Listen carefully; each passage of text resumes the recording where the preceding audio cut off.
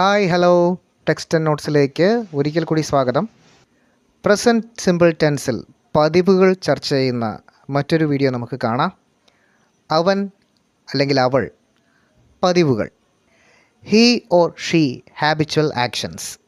കഴിഞ്ഞ വീഡിയോയിൽ നമ്മൾ ഞാൻ എൻ്റെ പതിവുകൾ ഇഷ്ടങ്ങളൊക്കെയാണ് ചർച്ച ചെയ്തത്. അപ്പോൾ അവനെക്കുറിച്ചും അവളെക്കുറിച്ചും പറയുമ്പോൾ ഉണ്ടാകുന്ന വ്യത്യാസങ്ങൾ എന്താണെന്നാണ് ഇപ്പോൾ പറയാൻ പോകുന്നത്. അവൻ പതിവായി പത്രം വായിക്കാറുണ്ട്.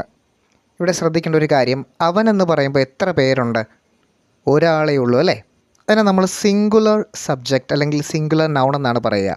അപ്പോൾ ഈ പ്രസൻറ്റ് സിമ്പിൾ ടെൻസിൽ ഒരാൾ മാത്രമേ ഉള്ളെങ്കിൽ ഇതാ ഇങ്ങനെ വേണം പറയാൻ. He usually reads news paper. ഞാനിവിടെ റീഡ് എന്നത് എസ് ചേർത്താണ് പറഞ്ഞത്. റീഡ്സ്. ഇതാണ് ഇവിടുത്തെ വ്യത്യാസം. പ്രസൻറ്റ് സിമ്പിൾ ടെൻസിൽ പതിവുകൾ പറയുമ്പോൾ സബ്ജക്റ്റ് സിംഗുലർ ആണെങ്കിൽ, ഇവിടെ ഇപ്പോൾ ഹീ അവൻ എന്ന് മാത്രമല്ലേ ഉള്ളൂ. റീഡ് എന്തായി മാറും? റീഡ്സ് ആയി മാറും. He usually reads news paper. മറ്റൊരു എക്സാമ്പിൾ നോക്കാം. അവൾ പതിവായി പത്രം വായിക്കാറുണ്ട്. വീണ്ടും അവൾ, ഒരാളല്ലേ ഉള്ളൂ. അപ്പോൾ എങ്ങനെ പറയുക? She usually reads news paper. ഇവിടെ ഷീ എന്ന് പറയുന്നത് അവൾ, ഒരാൾ മാത്രമായതുകൊണ്ട് റീഡ് എന്തായിട്ട് മാറി? റീഡ്സ് ആയിട്ട് മാറി. മറ്റൊരു എക്സാമ്പിൾ, രാജേഷ് എല്ലാ ദിവസവും ജിമ്മിൽ പോകാറുണ്ട്. അപ്പം അവൻ എന്ന ആൾക്ക് ഒരു പേര് നൽകിയെന്ന് മാത്രമേ ഉള്ളൂ, രാജേഷ്. രാജേഷ് ഒരാളല്ലേ ഉള്ളൂ. So Rajesh goes to gym every day. അപ്പോൾ നിങ്ങൾക്ക് കാണാൻ സാധിക്കും, ഗോ എന്ന വെർബ് എന്തായി മാറി? ഗോസ് എന്നാണ് നമ്മൾ പറഞ്ഞത്. Rajesh goes to gym every day. Let's check another example. Vimala എല്ലാ ദിവസവും സ്കൂളിൽ പോകാറുണ്ട്. ശ്രദ്ധിക്കുക, വിമല എന്നയാൾ ഒരാളേ ഉള്ളൂ അല്ലേ? അപ്പോൾ പതിവ് പറയുമ്പോൾ we can say like this: Vimala goes to school every day. Go എന്നത് ഗോസ് ആയി മാറുന്നു ഇവിടെ. Vimala goes to school every day. Look at this one.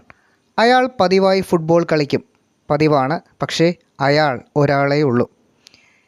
He usually plays football. കണ്ടല്ലോ, പ്ലേ എന്നത് എങ്ങനെയാണ് പറഞ്ഞത്? Plays. He usually plays football.